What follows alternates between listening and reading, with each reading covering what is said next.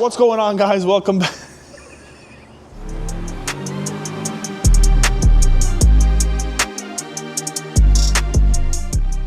What's going on, guys? Welcome back to the channel. Welcome back to the episode. This is episode number 2 to the channel. If you guys didn't see the first video, I'll drop the link in the description. Go and watch that. Today, we're going to be talking about what we picked up, what the car came with, and what the plans are with this car. So right behind me over here, we have a 328 shell. This car came absolutely bare bones with no wiring, no glass besides the windshield and the rear windshield. Other than that, everything is completely gutted. Now, we did get some things with the shell from the previous owner. We got a spare 346 ratio diff, which is always good to have extras. We have like 4 or 5 of them. This one's just gonna get thrown onto the shelf just in case we ever, need one of those replaced. But other than the diff, the owner also gave us a spare M54 B30 motor, which that M54 went into a swap project that we were working on. It was for a 323 wagon. We got that car running, the car ripped, and unfortunately we actually ended up selling it. So the motor was used, but it's now gone.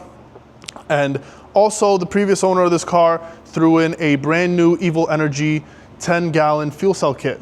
So out of that kit, the only thing we're really going to be using is the fuel cell itself. The fuel lines, fittings, the fuel filters. We're not using the fuel pump because we have a Aeromotive A1000 that we're going to be running to power up the motor on this car. Other than that, the car came with nothing else. Just those things. The car is basically bare bones. It has no glass on the sides, no glass in the front driver's side doors. The only glass that's on the car is obviously the windshield and the rear windshield, which is actually removed. I separated it from the chassis because I started mocking up the rear firewall. But this car is basically going to be a pro-level competition drift car, minus a couple things, right? So we are going with a full ground-up build on this car. We're not going to the fullest extent, such as getting a dog box transmission or a quick change rear differential.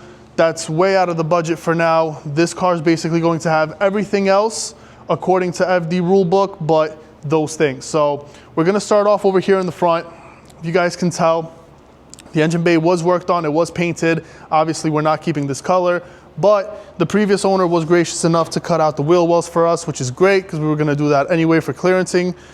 Also, in the front end over here, there's a couple things that we have to do.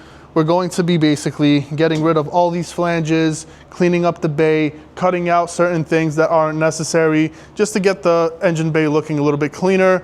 And we also need the space for the motor that we're going to be going with.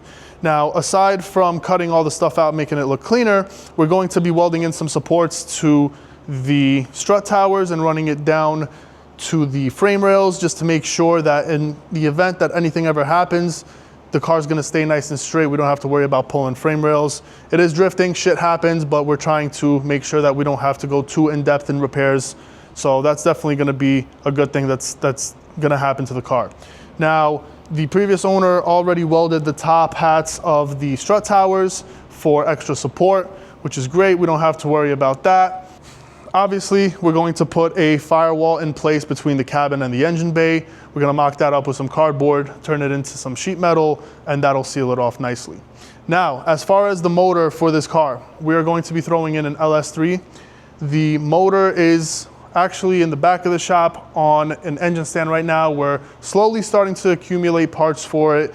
It's not torn apart yet. We'll get to that once we have all the parts ready to build the motor, but essentially, what we're looking to get out of that motor is going to be about 500 wheel horsepower. We are gonna run that motor on E45, which is gonna burn a lot cleaner, prevent detonation, all that kind of stuff. So we're definitely gonna utilize the benefits of the E85 to get to the power levels that we wanna get to.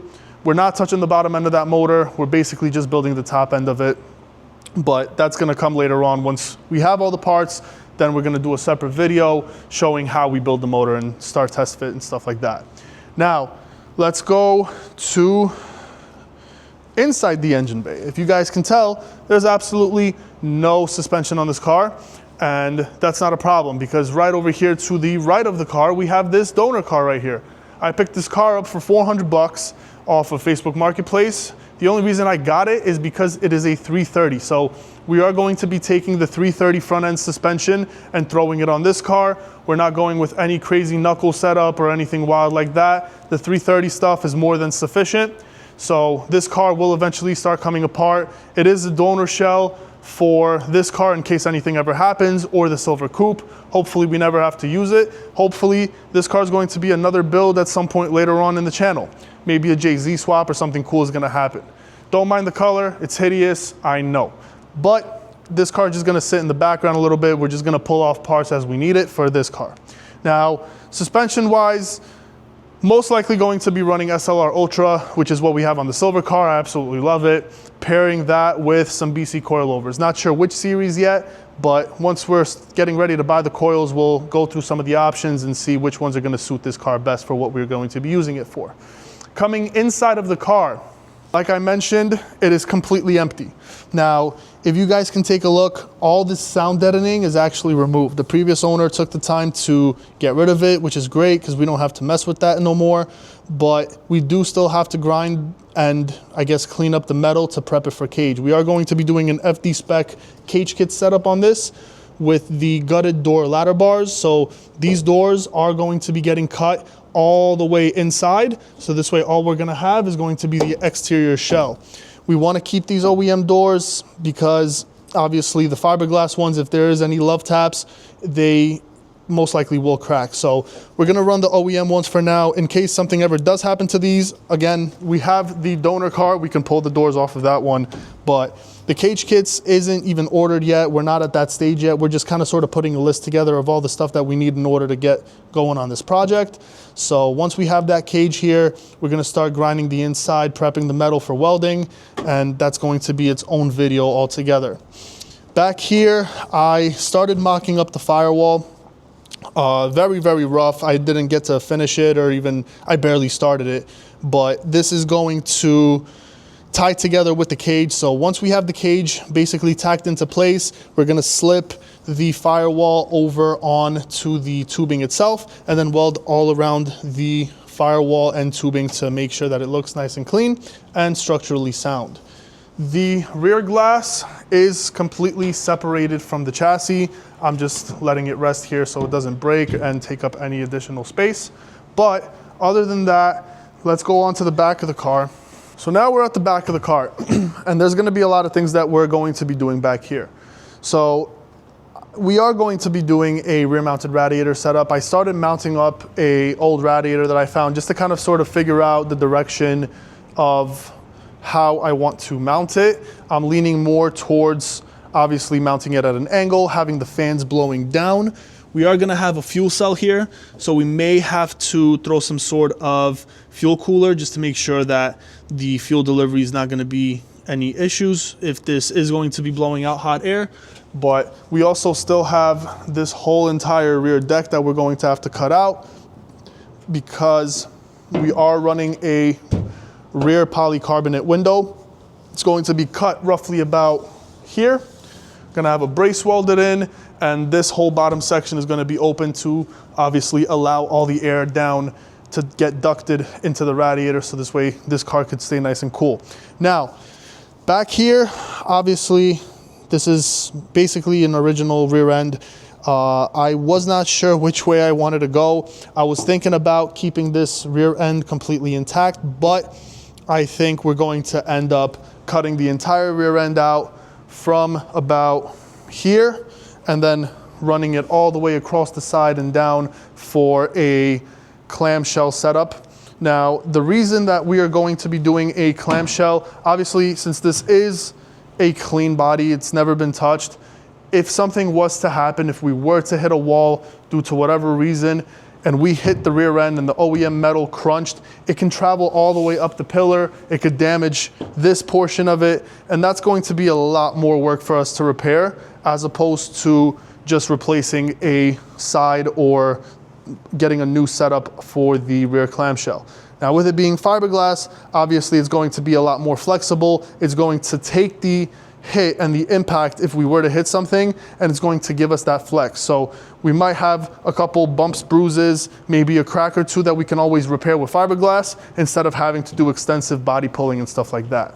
So that's probably going to be getting cut. We're going to turn this E46 coupe into a TI. But going back to the rear end, we're going to be basically cutting the frame rails out. We're going to be making mounting points because we are going to have to run a cradle for the rear, which is going to support our fuel cell. It's also going to have a bar that's going to be running around the entire clamshell setup, obviously, to support it.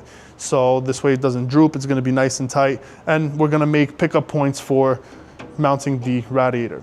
So aside from that, that's basically the plan. There's no concrete plans for the interior. We did get a BDC race dash. We are going to run that. It looks a lot cleaner than a factory dash, and I obviously don't want to run no dash, but we're going to end up flocking that, painting it, maybe wrapping it. I have no idea what we're going to do with it yet.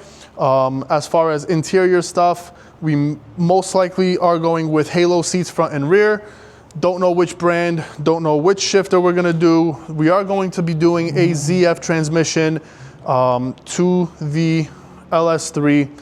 I don't know which hydro setup we're going to go with. We're most likely going to go with a Wisefab hydro. I love the design of it. I love the dual ball bearing pull. I've heard really good things about it, but still undecided on that. Now, as far as the quarter glass, we are going to be running polycarbonate windows, and we are going to be running polycarbonate front driver and passenger side door windows as well. So the only glass that's going to be on the car is going to be the front windshield, which obviously that's a no-brainer. That's stained glass. We are going to pull it when we do the cage work, and then we'll just seal it back in. One thing I wanted to mention also, we're going to be most likely removing this roof when we do the cage install. Now, I don't know if I'm going to end up putting this roof back in. I'm kind of leaning towards doing a carbon fiber or a fiberglass roof on this car to get rid of the sunroof. If we end up reusing this roof, then I'm most likely just going to get a sunroof delete panel, throw it in there, and run it that way for a little bit until we end up, making some revisions to the car. So that's about it for what the plans are for this car. It's going to be a competition level drift car. We are following a specific set of guidelines. I think it's going to be a sick project. This is definitely going to be a lengthy one. Like I said, I am still accumulating parts. I didn't order majority of the parts. I only ordered some of it. It's still on the way, and there's still a bunch of parts that we have to get. So once the parts start coming in, I'm going to start tackling certain aspects of it. But the first thing that's a must with this car is basically a full in-depth wash. I want to wash out the entire interior, clean up the outside, so that way we have a really nice canvas to start working with. So that's going to basically conclude this video, guys. The next video, I want to start tackling the interior a little bit, maybe mocking up the firewall. Definitely want to start working on the engine bay, cutting out some of those braces that are over there that are not necessary, and start running the reinforcements on the strut towers to the frame rails. But you're going to have to stick around for the next episode. This is basically it. This is a project that's going to take a lot of time. It's going to take a decent amount of money. So we're going to work at it as we can. And hopefully this car is still going to get some seat time for the 2026 season. I'm hoping to have this car basically done maybe around May time. So this way it still leaves us about 2 to 3 months of the actual drift season. But we are going to do some test and tunes, obviously, once we get this set up all together, once the car is rolling, once we have the first startup. I do want to mention that we are going to be using a Holley Terminator X to power up the motor, and the interior harness, we are going to make a completely custom harness, which is basically going to give us, the bare necessities: tail lights, brake lights, turn signals if we need it, just whatever bare minimums we need. That's what we're going to be wiring it for. So also for the radiator setup, we are going to be running an electric water pump 100%, because it's just way more efficient than having a water pump. I don't want to have the car overheating. This is going to be a super insane project for us. And I think if we have this car running nice and cool, she's going to be very happy on track. We're not going to have to worry about taking breaks in between hot laps. So that's basically it for this video, guys. I'm gonna throw another video together on the Silver Coupe. I'm gonna break that car down, what we have done to it, what the plans are for that car, because that is the seat time car. It's currently operating. We're going out to track this coming weekend on Saturday at Englishtown. We're gonna do a private day over there just to kind of get our feet wet and get back into the groove, because the first big event is actually on my birthday weekend. My birthday is April 24th. And the event is the 25th and 26th. So that's gonna be a sick birthday bash. All the homies are gonna come out. We're gonna do some drifting. It's gonna be the first drift event of the season. So we're gonna be kind of familiarizing after a little bit of a winter break. But I'm going to link the first video in the bio, in the description. Guys, please like this video. Please comment on what you think we should do, what you want to see. If you have any companies that you think we should throw on this car, let me know in the comment section. Like this video, leave the comments, hit the notification so you stay up to date. And last but not least, subscribe for the build. See you guys in the next video.